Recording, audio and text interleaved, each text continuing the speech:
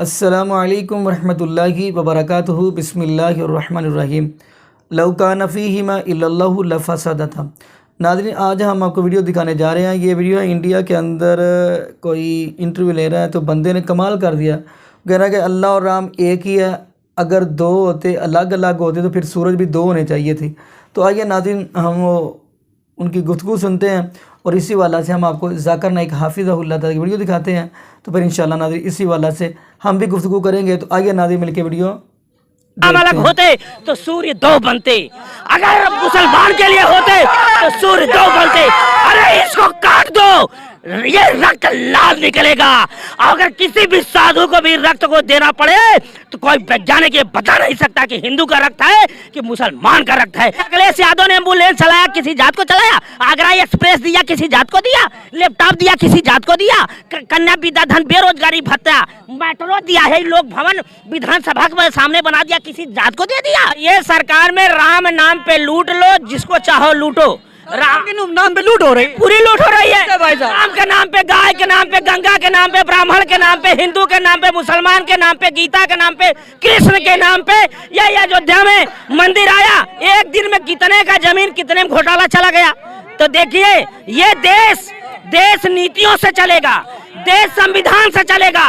राम का आस्था हमारा भी है, मंदिर में हम भी जाते हैं, हम भी मंदिर में पूजते हैं। जब तक देश का सबसे बड़ा मंदिर पार्लियामेंट है, वैसे समाजवादी विचारधारा का जब तक वहां पुजारी नहीं पहुंचेगा तब तक गरीबों को न हक मिलेगा, न इंसाफ मिलेगा, न महंगाई दूर होगी। सबसे पहला सवाल ये है कि ऊपर वाला जब सबको, चाहे वो हिंदू हो, मुस्लिम हो, सिख हो, ईसाई हो, सबको बनाया, तो फिर सबसे ज्यादा मुस्लिमों को क्यों हिकारत की निगाह से अदर्स रिलीजन्स वाले देखते हैं? रीजन क्या है? दूसरा सवाल ये है कि ऊपर वाला एक है, ये सभी जानते हैं, हिंदू मुस्लिम जो भी धर्म से बिलोंग करते हैं, लेकिन फिर भी वो क्यों मतलब ये नहीं समझ पाते कि ऊपर वाला एक है या ईश्वर एक है या गॉड एक है? क्यों कंफ्यूजन में वो अपनी जिंदगी बिताते रह जाते हैं? दो सवाल है। सवाल के पहले उन्होंने कहा कि वो पीस टीवी 2006 से देख रहे हैं और टेलीविजन पे मुझे और कई सालों पहले से देख रहे हैं। उनका सवाल है कि बाकी लोग मुसलमान को ऐसी गलत नजर से क्यों देखते हैं, ये पहला सवाल। और दूसरा सवाल के सब मजहब वाले जब जानते खुदा एक है तो एक खुदा में क्यों नहीं मानते? इनके दो सवाल है। बहन, पहला सवाल जो आपका था कि लोग मुसलमान को गलत नजर से क्यों देखते हैं,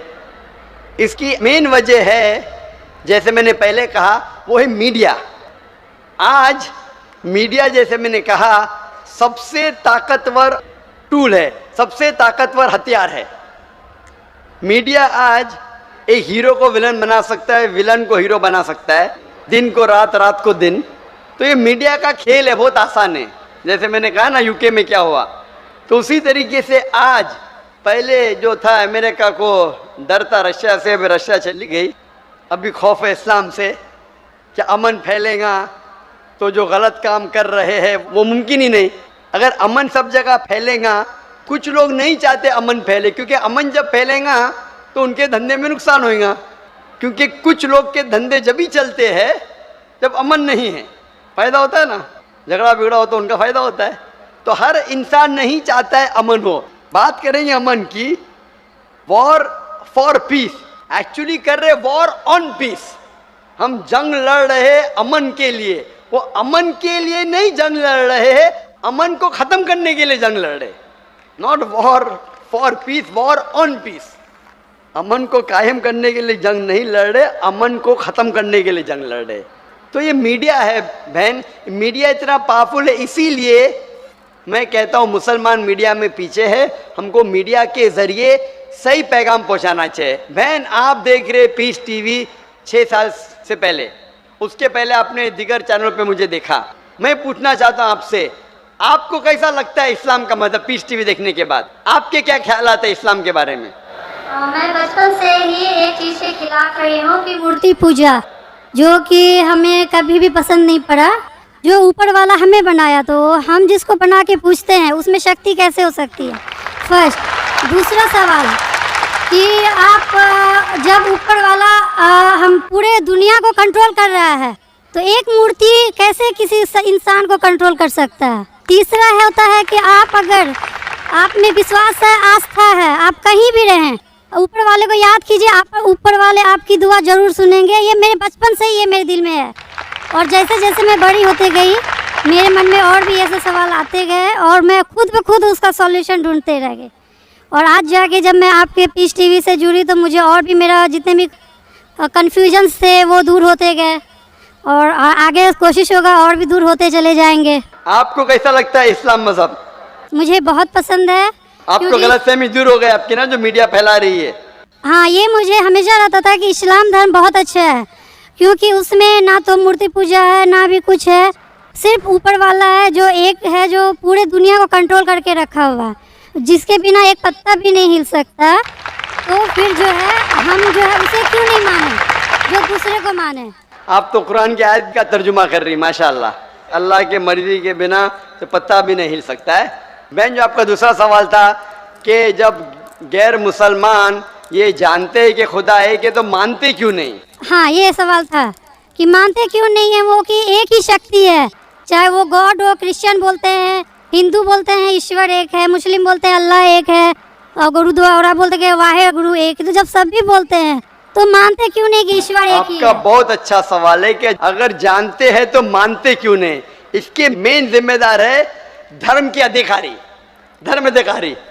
धर्म अधिकारी नहीं चाहते कि सब लोग इसको माने।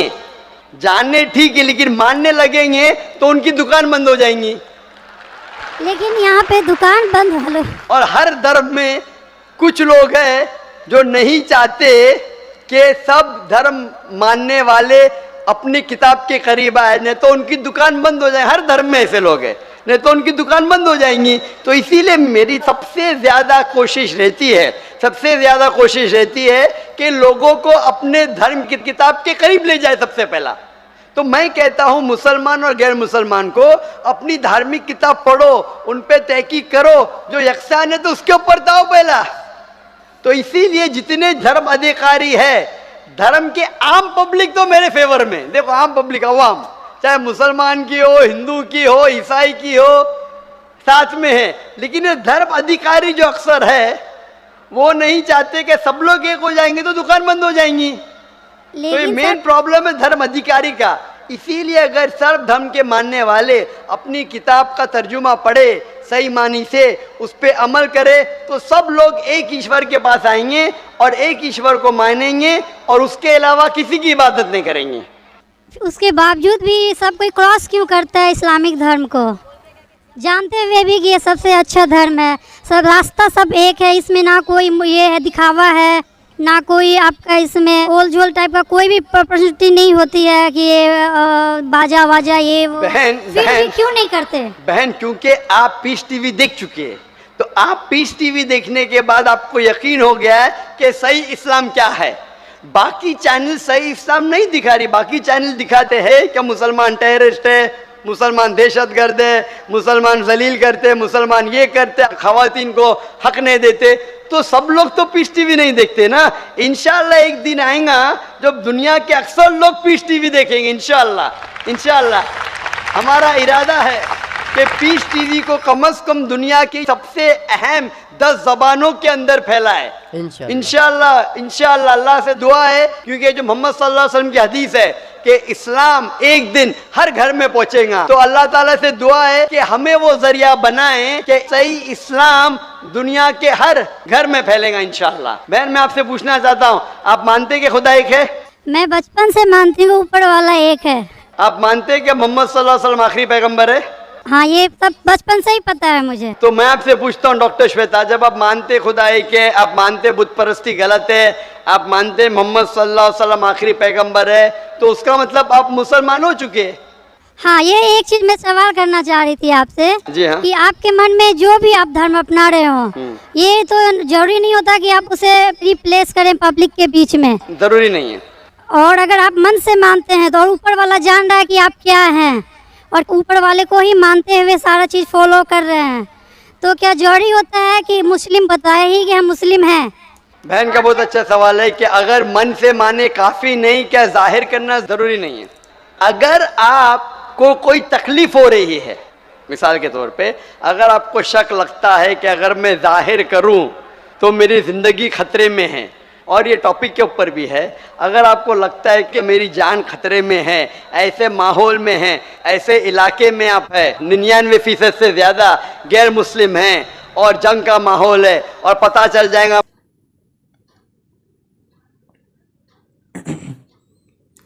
जी नाज़रीन, आपने ये वीडियो मुनाज़ा फरमाई तो माशाल्लाह ज़ाकिर नाइक हाफिज़हुल्लाह ने बड़ी ही कमाल की गुफ्तगू की है। तो यहाँ पे नाज़रीन मैं कुरान पाक की आयत पढ़ता चलूँ।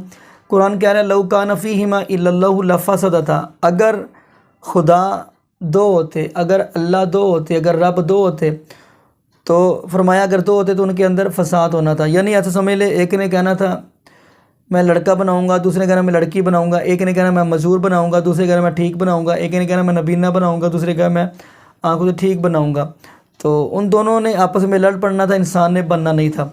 तो नाज़रीन जब अल्लाह रब्बुल आलमीन एक है, देखें अल्लाह पाक ने इंसान को हर चीज़ यानी हाथ दो दिए हैं, पाँव दो दिए हैं, आँखें दो दी हैं, कान दो दिए हैं, तो अल्लाह पाक ने पेशानी यानी सर एक दिया है। तो हमारा हक बनता है हमारा एक सर एक दर के एक रब्बुल आलमीन के दर पे ही झुकना चाहिए। तो नाज़रीन यहाँ पे मैं दुआ करता हूँ अल्लाह पाक ऐसे लोगों को हिदायत नसीब फरमा दे जो एक रब्बुल आलमीन को छोड़कर गैरुल्लाह के सामने सर को झुकाते हैं। और यहाँ पे ये भी दुआ करता जाऊँ अल्लाह पाक हमें 5 वक्त का बाजमान नमाजी बना दे। और ये भी दुआ करे अल्लाह पाक हमें कुरान पाक की तिलावत करने की तौफीक दे और साथ साथ अल्लाह पाक हमें कुरान को तर्जुमे के साथ पढ़ने की तौफीक दे। जज़ाकुमुल्लाहु खैरा। अस्सलामु अलैकुम व रहमतुल्लाहि व बरकातुहू।